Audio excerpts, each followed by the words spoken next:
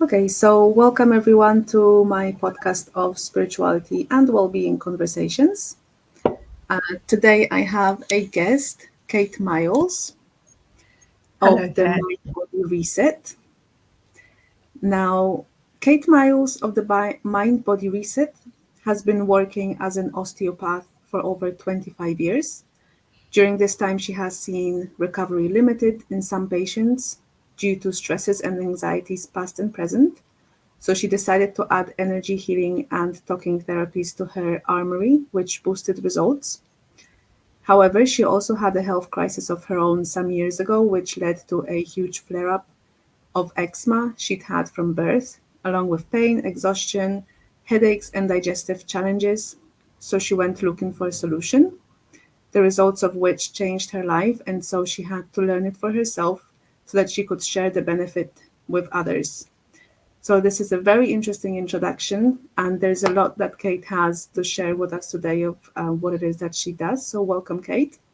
Thank you for inviting me. It's lovely to be here. It's when we connected, I was personally very excited to hear about um, the modalities that you use, because I feel personally that we all are such complex beings that really it's almost never one thing that will help us fully. So No, like absolutely. Yeah, so I like to see people, adding so many things, and especially if it's somehow turns out to be completely different than maybe what they started off with. It's always very fascinating to me. So, okay, Kate, so I'll give you space now to tell us a little bit, maybe more of what it is that you're doing today and how you ended up doing what you're doing, maybe a little bit more of a extension to your introduction. Sure, yes. And whilst it may sound like I'm doing lots of different things, they are all focused around symptoms that tend to be triggered by stresses and traumas, whether that's how we feel emotionally at the time, whether comes down to symptoms we have in the body. So you see, I've spent all of my working life working with people who've had more chronic conditions, who have struggled to find a solution. Perhaps, shall we use the term via conventional methods or what have you, because they have been complex situations. And as you said, one thing might not be a solution on its own. So if someone's got ongoing pain. And that might be something like fibromyalgia, it might be rheumatoid arthritis, it might be chronic regional pain syndrome, it might just be pain that's unexplained.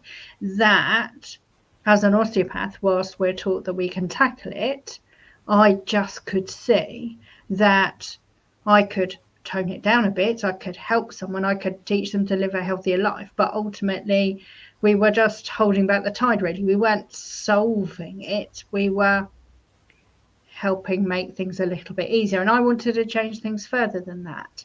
I I believed it must be possible. And so that's one of the reasons why I went searching, because I invited certain clients of mine at that point to perhaps go and see a counsellor or a therapist or something. But they said generally that they were used to talking to me, they liked talking to me, and so we were almost doing a therapy session at the same time as me being an osteopath. Yeah, they didn't want to go and talk to someone else. So one of the triggers for me making these changes in my working life was they needed more from me. They didn't want to go elsewhere, and I was interested in trying to help more. So I needed for myself and for them to become who they needed to help them move Right. forward. And so it started from there. So working as an osteopath is great. I focus on being a cranial osteopath, which is more gentle, more deep and meaningful, if you like, and lent itself more to me moving in that direction. So I think the whole thing's been a natural progression of what those people needed from me and what I needed to find for them and for myself. That's And very, yeah. yeah, go on. So then we came to what happened to me and how that informed for future learning and my view on the importance of self-care, etc. Okay, that's brilliant. That's really interesting because you clearly have a very caring personality. because I think wanting to help people even more than what your original, let's say, skill set was, that Sure. that takes Yeah. that takes real interest, and I would say even vocation to do what you're doing. Yes, And I so did it's, put a lot of time into further studying, but it's interesting, isn't it? If you are motivated for good reason, how much mm, easier it is. So if that motivation is wanting to create a better change for someone, then you've you've got that ability to stick with it, haven't you? You're not just doing something because perhaps you don't like what you're already doing, or you're focused on the money or something. You're trying to be able to reach your potential and achieve more for others. yeah, yeah, And I exactly. think, yeah, Mm, when I have lived the life that a lot of these people I help are living, I know how grim it is. I know how difficult it is. I know how challenging it is to get help as well. So that also, spurred me on to improve my skills and share the benefits of that. yeah, and that's really interesting. Also, how many clients or patients, should I call them, that come in, they often with an issue of a physical nature, and yet there is so much in them that they share with you as a practitioner as well. Like you said, you just That's right. kind of, it just always turned into a conversation of some sort, because we carry all the hurts and pains emotionally that we carry physically, right? So because we'll kind of will be, Exactly. So, yeah, what often happens is we're stressed about something, but it's ongoing, isn't it? These days, it's an ongoing thing. It's not a short-term thing. So we feel like our head's exploding with all of this. We can't carry on like that. We might not be able to solve that thing there and then.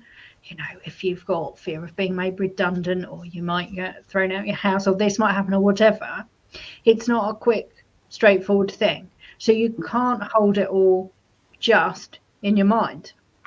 So what tends to happen is we kind of grit our teeth, bite our tongue, kind of lock it in really, and get on with things. So then we haven't responded to those feelings we've had in a way that our inner mind wants us to. And so it's sending us a message of pain or tiredness or what have you. It's sending us a symptom that might be harder for us to ignore, perhaps.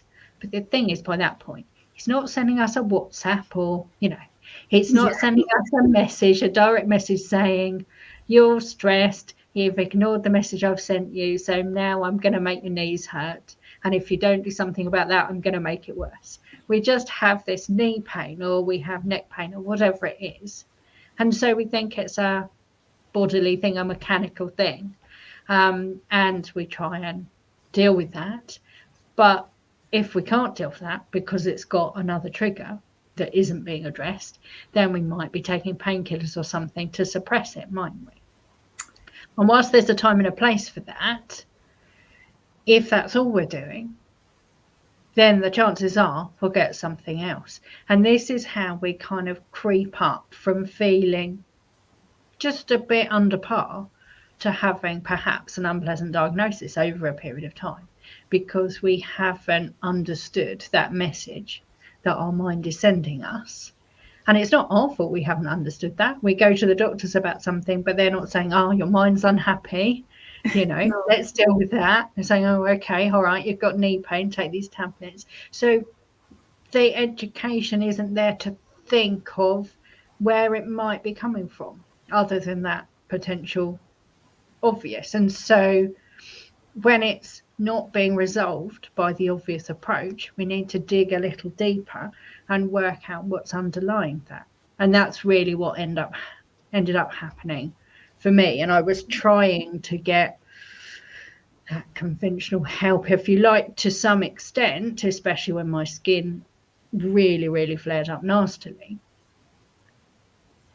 But that wasn't really even an option when it was as bad as that. The things that they would have had to have given me would have been oral steroids, maybe some very nasty kind of chemo type drugs that they use in certain situations where people have got some of these symptoms as well. I didn't want all that, but B, they weren't even really offering it. So I had to try and find out what was wrong deep down inside when I had been, I'd had one of those days, you have these phases in life, don't you? Yes, there were traumas in your past and what have you, and I'd been quite aware and I'd done various things about all of that. But then life seems to hit you from all directions sometimes, doesn't it? And so many things happened all at once.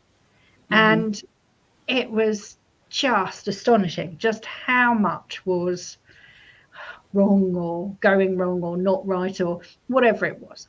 So much going on. And you can't deal with all of that. You just can't. So these symptoms that I'd had in the past, but mostly had been, apart from when I was very young, had mostly been reasonably okay, just came at me from all directions. And because, again, I didn't necessarily at that point understand exactly what was going on, and you try and deal with one, you get another, you get another, you get another. And I was at this kind of crisis point. And somehow I was still carrying on. And we're kind of taught this, aren't we? You just kind of ignore it, grit your teeth, get on. I'd got my clinic. I didn't want that slip or what have you. So I was forcing myself up and out every day to carry on with doing what I was doing. But in amongst all of that, I was searching for what I could do. What could I do? What could I do to look after myself better, to cope with all of this? What could I do then with changing my diet even more? What could I do with meditation, breathing exercises, any of those things? What could I do with positive thinking? What could I do with all of this? What could I do with any treatment that I could think of? And I'd had all sorts of things, and you can imagine I was interested in that. I was open to that. And actually, some of the things I do with cranial osteopathy are a little bit challenging for some people because they don't seem as medical and as conventional as they might expect. So what that meant was I'm used to people thinking what I do is a bit woo-woo. So I was open to anything that was, and perhaps even more so, because I knew there was quite a lot in what I did. And so I knew there would be, and there's other things, if people I knew or people I trusted felt there was something in that too. So I searched for all sorts of things, tried all sorts of things, had hypnotherapy for a number of years, had all sorts of things like that going on, crystal healing and da-da-da-da.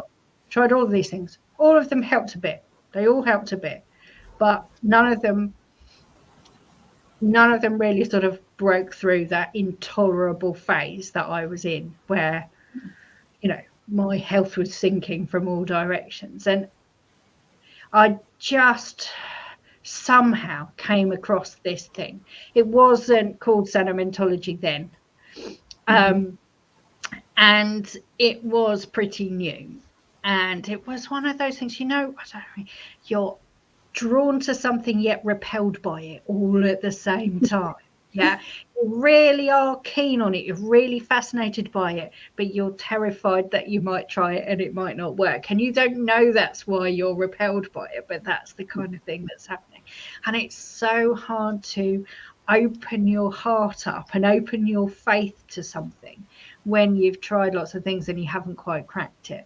But of course, if you don't try this thing, you're always at that point where it's not going to work, is it? But if you do try this thing and you take that risk that maybe it might not, at least you know whether it does or not, because you've done it. So at some point I got to that crisis stage where I decided, right, I was going to do this and it was going to work. I was going to do this and it was going to work. Yeah. And so I did. And because I've done a lot of work already, and because this thing is similar to hypnotherapy, but it's a much more visual, and it works with what we might call dreamscaping or lucid dreaming, and we'll talk about that more in a moment. That's because that's a really interesting thing. But because I'd had similar things before and I was good at visualizations, I made a decision with the therapist that we would go in pretty hard and heavy in a way that you wouldn't normally do, because I'd got a lot of the groundwork in place, because I was so open to it, because I was used to visualizations. And because at that point we were traveling to see people and I had some distance to go and do them. So we decided to go, all guns blazing, really. And it's not something that I would necessarily do with someone now. But this is what we did in that situation. We assessed all the risks and we just went for it. And I went in there suffering and struggling and everything was too much. Yeah. I came out, and bearing in mind, my skin was covered. So I couldn't really move very much because every movement hurt, and I'm not necessarily talking about joint pain, although I had that as well, but my skin hurt because it had no stretch in it, and I went in there and I came out, and I can't tell you how far I walked that day. And I seemed to love everything. Everything was wonderful and amazing, and the sun was out, and it took me some while to realize that the world hadn't really changed. It's just how I was seeing it. That I was the thing that had changed, that I was in such a different place mentally, that everything seemed so lovely. And we had a family day together, and I don't know how far we walked and everything, everyone got on really. It's just incredible how different it was. And I'd gone in with this because I'd had it plastered all over my face as well. My eczema was all over my face and my hair had been falling. Imagine for a woman, your hair's falling out because you're so ill. Your face is awful and you can't cover that, can you? You can't pretend you look okay and all the rest of it. I came out, that was less red. Within a couple of days, it was starting to peel off and heal. Now that sounds a bit nasty, but let's say you get sunburn and then you peel. That peely face is a good thing. You might think it looks very nice, it might be a bit odd, but that's when the damaged areas are coming away and something new and pink and well is showing through underneath. So that started happening for me literally within a couple of days. It was. So how long was that? Was it one session, you mean, that you went? I had one session that made this huge difference. Now, right. I can't, I don't want anyone thinking that it would always do that for someone else, because they wouldn't be at the starting point that I was at necessarily. Yeah. But one session made a huge difference. Now, it wasn't a stable change.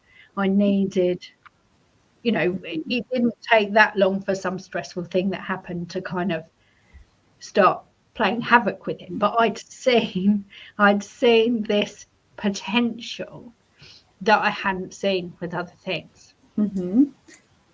So I had more of that to start making a proper change. Yeah. And so what I would also say was that I then kind of got to that point where I hit the beginning of the pandemic for my practice that needed to kind of shut and all of those things, where my skin was the best it had been for years at that point, which for everyone was really stressful. So despite that being so stressful, I was so much better than I had been. Even before. And it was resilient by that point. So having had a series of treatments over a period of time made that big difference. And whilst you might have a bit here and there that happens, when I caught COVID, some of it came back, but not much and not for long. These things are still there sort of in your system, but it just made such a difference to me. And I make sure that I never forget how much that changed my life. Yeah, so that's the Sanomentology that we're That's right. So known it's to. now called that, yes. And so I then went and learned that, and then I've put it together in my own way to help target these sorts of problems that particularly us busy women who put ourselves last tend to suffer from, you know. So when you're, whether or not you've got a partner, but particularly if you've got children, you tend to put them before yourself and tend to have perhaps a business as well that you're putting before yourself. And we're always learning, aren't we, if we're doing business coaching and all the rest of it, to push, push, push and do more and get more done and fit more in. And if we're not well, we're not going to reap the rewards that that effort ought to be achieving for us. So it's generally women in that situation that have the most likely incidence of these sorts of problems, and that I tend to work the most with. And I realised I had been working the most with as an osteopath as well. So all of these. What are these things? So if we think about these chronic health conditions like fibromyalgia, like autoimmune disorders, like ongoing joint pain for no apparent reason, like headaches, migraines, anything like that. And there's a broad category of things there. And someone might think, how can I help any people, women with all of these things? The thing is, they all are generally triggered by the same thing, which is a build-up of stress and trauma that's unresolved, that's niggling away, that's triggering those things. So, and busy women tend to be the most likely to push themselves regardless, the most likely to put themselves last, and therefore the most likely to ignore the symptoms that their mind is sending them. And just treating them externally, probably with either trying painkillers and maybe just taking some pills and getting on with what they need to do, rather than giving themselves some space to heal, etc. So then we feed back into what helps us heal. And one of the things that's crucial is relaxation, because we heal most when we're relaxed, and especially at night when we're sleeping. And if we're not relaxing, we're not getting into a good level of sleep. And then that's where dreams come in, that I would love to talk to you about. Yes, let's move on to that. So I'll just quickly let people know maybe how this topic of dreams, so that we'll learn in a second, is very, very fascinating for me personally as well, because I've just now started to look into it in a way that I could then professionally offer help through dreams as well, except I kind of came from slightly, let's say, different background of not maybe dealing with physical issues, but what turned out to be more of a emotional, mental health, so anxiety and really high tension, and which obviously showed up in a way of feeling tension in the body and it being really stiff and all of these things.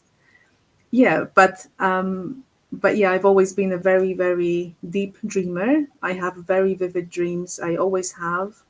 And suddenly it just kind of came to me like, why don't I look into this more? Because I believe that dreams have amazing power, and it is our subconscious talking to us. Yes, and so it's wonderful you have them, because they're so important. Yes, but I haven't heard of Sanomentology. That's the thing. That's why when I met you, I was like, oh my gosh, this is so new. so please, yes, tell us. Yes, so dreams are really important, because that is where our mind, our deeper mind, our unconscious or our subconscious, whatever you want to refer to it as, works through whatever has happened that day that we need to process and kind of process and neutralize and put to bed. So we all have things that happen during the day that might niggle or irritate or what have you. And then, of course, there are those bigger things that happen. And we would work through those ideally in our dreams. But there are several problems that might occur. One is that we might not be getting enough sleep anyway. So Yeah. we might not be able to do that. We might not be getting enough deep sleep, and that's the really important bit. If we're not in deep sleep for long enough to be able to dream, then we don't have the opportunity to work through these things. But also, it might just be too big, too knotty a problem for us to be able to do that by ourselves, even if we are sleeping well enough. Yeah. So if someone's ever had a recurrent dream, that's certainly an indicator. But if they're not really dreaming at all, or they're not aware that they have been, then they're not working through these things. So what we do with Sanomentology is, whilst you're awake, but in a slight kind of trance-like state, and that's not necessarily being fully out or whatever. So if you think of it, that's that kind of hypnotherapy element, isn't it? Yeah. We put you into a waking dream. So you have an opportunity to have a dream, but whilst you're awake, that we can guide you through. So what happens then is that we're not producing that visualization for you. Your mind is producing it for you. And you know what dreams are like. If we think about them afterwards, we often don't really know exactly what they meant, do we? Yeah. So there's a story that the crux of the matter can kind of hide behind, so we're dissociated from it, so it's not so traumatic, but so it can be worked through. So I would, if I was doing this with you, put you into a situation where your unconscious mind would bring forth a visualization that you could experience, but you would be, if I was doing this one-to-one, you'd be talking to me during that process, and I'd be guiding you through it. And there may be things that perhaps you might need to do in that dream, and you might be a bit unsure about, you might need some encouragement. What I tend to find is that it's important to remind people in these dreams that it's not reality. So something doesn't have to be feasible in reality. It doesn't have to be nice or pleasant or apparently, legal behavior or what have you, which means that actually if you are feeling quite violent towards someone, you've been conditioned to hold that back, haven't you? But actually in that situation, it's just a metaphor for you getting your frustration and your anger out. You're not actually murdering someone, even if you feel like you are. And it's not a real person anyway. It's just a representation of the residue of those feelings you have about that thing or about that person. So you can do whatever you need to do, whether that makes any logical sense or not, to move forward in the dream, and you'll know it's working because the dream will allow you to move forwards. So if someone came to you, do they come in and say, let's say I have an issue with fibromyalgia, and you kind of sit them down and let's say, do you start leading them through what they should start seeing, or do they, how do you kind of prepare the person? Someone comes in with fibromyalgia, then I'll take all those history details and all of that. So we'll assume that, those paperwork elements and consents are all done. But within osteopathy, that's so present and important that it's, I'm always aware of that. So then you'd start the process with, especially if it's the first session that someone's had, you're going to do a short thing. You're going to get them to dip their toe in the water. So you might start with a breathing exercise to help them try and relax down. You might do a clearance sequence where you ask the mind to clear tension through areas of the body. And then you might send them on a little wander through a forest or something like that. So it would start most likely with me putting certain images in their mind, and then we might go to a safe place, a kind of sanctuary. So let's say there's a particular room in your house that you love being in. I'd get you to visualize being there, for instance. But what normally happens is then we'd go through a door. I would set things up so that when you were ready, your mind allowed that door to open mentally, and we would go through that door and we would be transported somewhere else. And then from that point on, if we were doing things in that way, it would be your mind driving the visualization, and I would be guiding you through that process so that you felt safe, you felt supported, and you also had some direction on how to go through that. So if you came to a door that you couldn't get through, then I'd be asking you to look around. What's around you that you might need that might help you? Right. You know, or whatever that might be. And if you felt you needed to do something but you couldn't, what do you need? You might need courage. What's here that's going to help us build that up? Oh, there, even if that's a potion bottle, or it can all be very informed by things that your mind has absorbed over time. But then we can get through that, and without you reliving that event or those events that created that lump of emotional clutter for you and triggered something in your system to create a pain or a sensation to try and hold you back from something in a way of trying to keep you safe but not actually really helping you out, then we can start to break through that.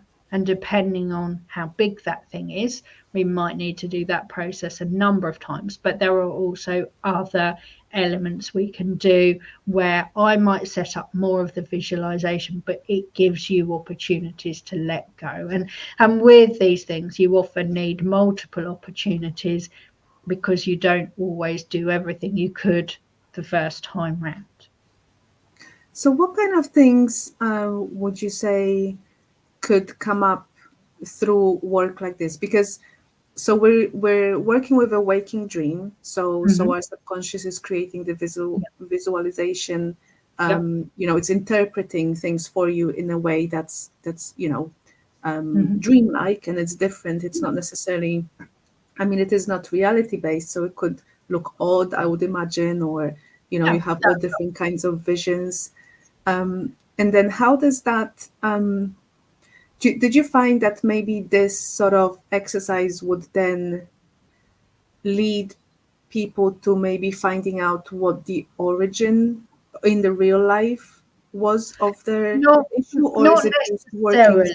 So that might happen. And with some people, these dreams are not that veiled in secrecy or what have you. Some of them are fairly clear what they're about, but mostly they're not. And the thing is, I certainly like to, know everything, understand everything, and a lot of my training has led me into that, and what happens in our lives leads us into being like that. But in this, both practitioner, so to speak, and client need to kind of let go of that, well, I'd like to know, because we don't need to know.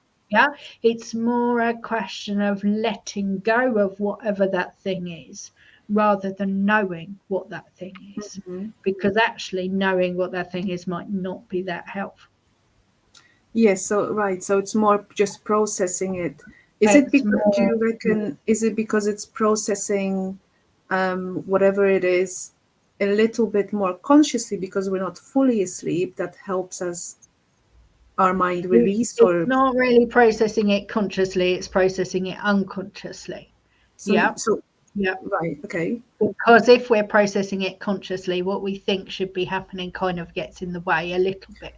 But we are allowing our conscious mind to give us an opportunity to go with what feels rather than what we think, what we feel. Yeah, we need to do what we're seeing in front of us. So if someone's consciously trying to work through it all, they're questioning it, second guessing it, being held back by what they think is okay or nice behavior or what have you. If you're just going with it unquestioningly and doing what you feel drawn to, what needs to be done, with a little encouragement from me if it feels like you're holding back from something or what have you, then you're letting go of something, and you're then, because what happens is these things that we're not processing, they get kind of stuck in part of the brain which is, its proper name is the amygdala, but its nickname's the fear center.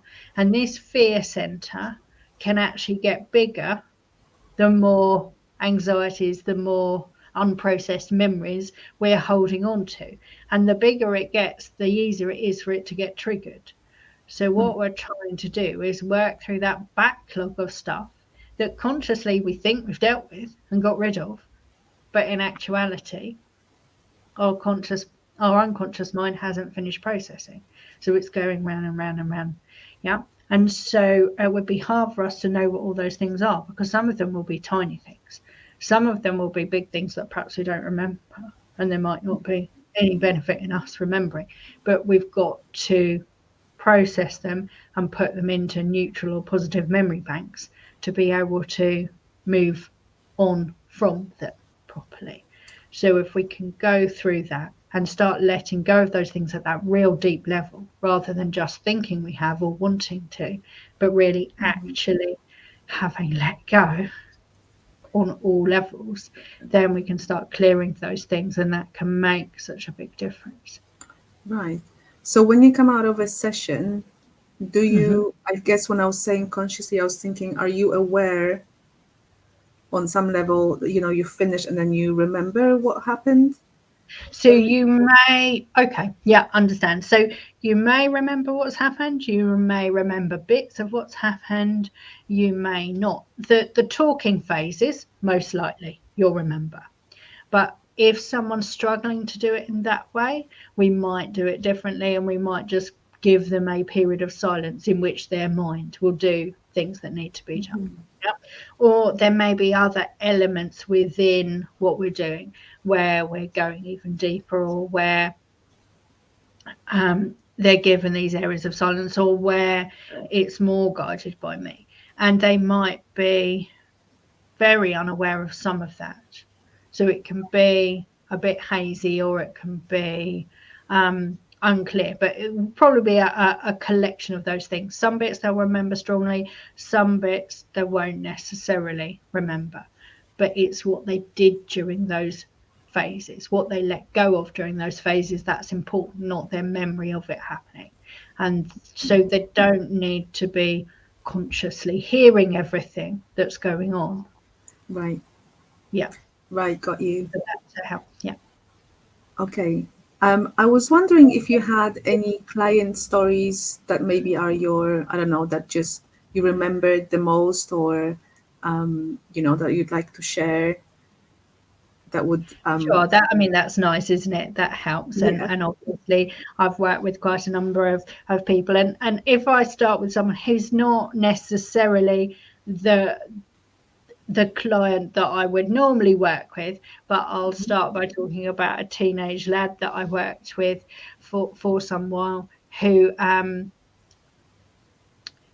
came to me with eczema. So you can imagine how invested I was in trying to help him, but also how much information I was able to give them about what they could do to help, etc., etc. And it was just so wonderful over a number of sessions to see him throwing himself into this. He was great at doing these waking dreams. They weren't very veiled, though. We always knew exactly what they were about. But we went through that, and we gradually saw his skin, especially on his legs, which was his main issue. And he played a lot of sports, so he was wearing shorts a lot, and people could see what his legs were like, and he got scars where things had healed over time as well. But he was able to let go of all of those traumas that were related to someone in his life being very unwell, and incidents that had occurred that he was partially blaming himself for, which of course weren't his fault at all, and how much difference that made to his skin. So it was wonderful to see that, and I couldn't have been more happy for them, and I may even have been more happy than they were. I don't know. It was a little emotional for me, but it was wonderful to see that and being able to share that with someone. But there's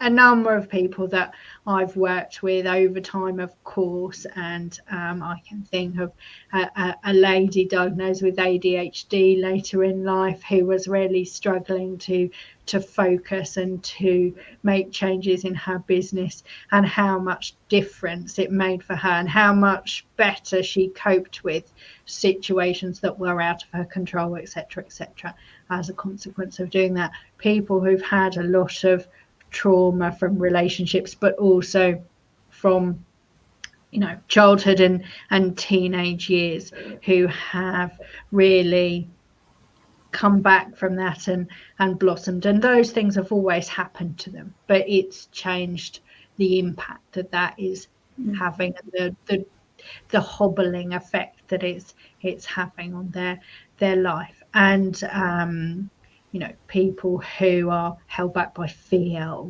or self-doubt and what have you, and seeing the differences that it can make for them. So whether it's a physical problem apparently on the surface, or whether it's much clearer as an emotional entity, if it's triggered by those stress and traumatic elements from the past and our beliefs about ourselves, etc., then it can make such a difference. And I was talking to someone earlier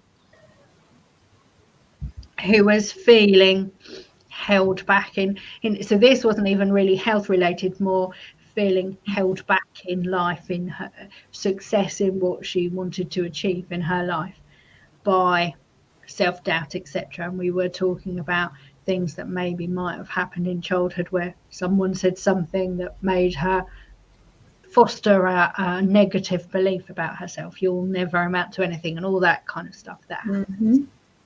So if we can get back and dig through those things non-traumatically, and that's the key with this, because you're not seeing that thing, you're not reliving that trauma. That's so important. It's not like that. It's purposely not like that, because sometimes that can, if not often, re-stimulate an issue rather than help resolve it. So it's about going back and uncovering those things without you needing to know what they were, so you're not reliving them, you're not traumatized by them, but we're just letting go of them. And then those symptoms, so another person I can think of with terrible arthritis, etc. Now, sometimes you can't resolve it completely. We knew in that situation it wouldn't be gone completely, but it's a lot more manageable. And someone who was having difficulties with being able to even travel because of their health concerns, but really wanting to go abroad to a family wedding, making those sorts of differences for people is a wonderful thing. Right. So I have one question. So, because it helps with so many, I would also almost say everything, sounds like. Is there like an age in which, it kind of, you would say, oh, no, it's a little bit too late kind of thing? I don't know. I don't think it's ever too late, but it's easier the less time something's been there, because the less ingrained that is. So whether that's me being an osteopath again, or whether that's in this situation, if someone's had a pain for 3 weeks or 30 years, there's a difference to what you might need to do about that, or what you might be able to perhaps expect. But in this situation, your expectation isn't necessarily limited by the length of time when someone's had something. It's just a question of perhaps they might need more work, or they really need to throw themselves into it, or they need to do things in between, So it's not too late, but I would mostly work probably with women in their 30s, 40s and 50s, who've had a bit of time to over push themselves in life and for things to build up. Until they say, that's it, I need to do something about this. And they need to do something about it, And they're perhaps also, like I am, coming to that phase where children are not so dependent on you now, and you're able to take a little stock and think about what you might want for your future. your health, your life, and maybe not feeling quite so, because we should never be feeling selfish about giving something for ourselves, Mm-hmm. but we may be feeling less so somewhere Mm-hmm. around that point, and thinking more about wanting a deeper solution rather than just a way of coping. Yes, yes. And I was wondering because it's really interesting, you mentioned eczema, ADHD, arthritis, which I think generally we associate with an older age, although I know it obviously happens before that. Um, Yes. but do you have a view, like your personal view or an opinion of the teenage years? Because when you're a teenager, it seems to be so almost normal. Oh, I had eczema. Oh, now I'm diagnosed with ADHD, or whatever else there might be. And now, through the work that you're doing, we know that a lot of it is um, Sure. emotionally based, memories, trauma, experiences. So, and I mean, I think we all know that teenage years are difficult. Teenage Um, years are difficult, but I think they've probably got more difficult. I think they've probably got more difficult because when I was a teenager, if someone wanted to say something bad, they had to say it to your face, didn't they? Yeah. mhm. Um, and they certainly did say stuff to my face about my eczema and all of that, not wanting to sit next to you in case they caught it and all of that rubbish. But these days, they don't have to be brave, do they? Mm. They don't have to be brave to say something nasty. It's so easy for them to do that. And there's so much that we're being exposed to. And the other thing that's also quite relevant is that our, um, our mind can't tell the difference between fiction and reality necessarily. So if a child sees a program or a film that's aimed at someone older than them, it can be more harmful than we might think on first thought about it, because their Mhm. brain will think that's happened to them. They've witnessed that thing. It was on the screen, but their brain will think that they've witnessed that in real life. And so it's harder for them at that age to separate those things and understand them. So it's very traumatic for them too. And I think more people are seeing things that they shouldn't be seeing, that aren't age appropriate, than they were. There's all sorts of things that go on, the chemicals in our arena, the diet that people have that's worse than it used to be. All of these things are factors. And so self-care becomes an important part of helping yourself get better, but maintaining that improvement as well. And so, as my daughter is fed up with me saying that if she would drink more water and eat more vegetables, most things would be much better. Yes, I mean I concur because I started from that side of physical activity and nutrition in my practice. That's how I started in the well-being industry, and then it just moved on to also mind, emotional Mm, stuff, and dreams, like actually working with dreams now and other things. But so I can also see how it all, it all correlates. It all has an impact. It's all important. It's just sometimes so figuring out what that's it. more And of you need at the time. And where we're too busy and we're focused on other people and other things, we don't care for ourselves. No. So not only are we not perhaps sleeping well and dealing with these things in our mind, we're also probably not eating that well, or Hmm. moving enough, or any of those other things that we need to be a fully rounded, healthy, happy individual. Yes, exactly. And that's very interesting what you said about our mind can't tell if it's fiction or reality, whether if you're watching something on TV or, in the media in general. And I would probably add on to that, it also, let's call it in a way a fiction, could be belief systems in a sense Sure. that, they were given to you by someone else. Maybe you don't, if you were uh, living by yourself, for instance, out of society for years, then you would have probably developed something by yourself. and yet we have all of these opinions, beliefs kind of put on us, and they might feel a little bit not right Yes. Yes. for So ourselves. whereas We feel like we should. yeah, we've developed these from our parents or carers, from our teachers, from those around us, but we'll also, especially these days, develop them from our favorite characters, etc., etc. Yes. Yes.